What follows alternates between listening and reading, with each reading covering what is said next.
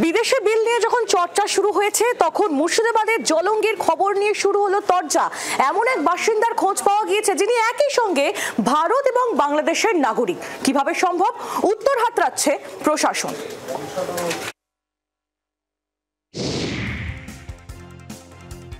বকুল আহমেদ মণ্ডল মুর্শিদাবাদের জলঙ্গির ঘোষপাড়ার বাসিন্দা। একই সঙ্গে বকুল আবার বাংলাদেশের ঢাকার টুঙ্গি এলাকারও বাসিন্দা। বকুল এখানকারও ভোটার, ওখানকারও ভোটার। বকুল আহমেদ মণ্ডল বাবা খাদিমুল হক দুদেশেরই বাসিন্দা। বকুল মাঝে মধ্যে এদেশ ওদেশ করেন, এখানে রেশন তোলেন আবার ওদেশে যান। এদেশের প্যান রেশন সব রয়েছে তার। অন্যদিকে বাংলাদেশেরও ভোটার সহ সব কার্ড রয়েছে। 2019 লোকসভা ভোটে এখানে ভোটও দেন বকুল, যদিও ভোটার কার্ডের বিষয়টি মানছেন না বাবা। আপনার ছেলে বাড়িতে আপনার এখানে কি আসে?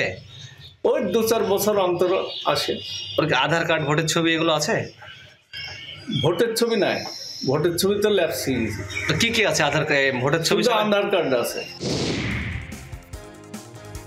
জানাজানির পর বাবা বলছেন তিনি এখানকার, ছেলে এখন বাংলাদেশের।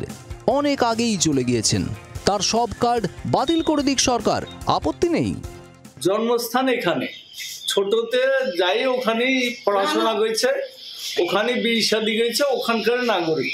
এখানে আসে ওই বাংলাদেশের পাসপোর্ট।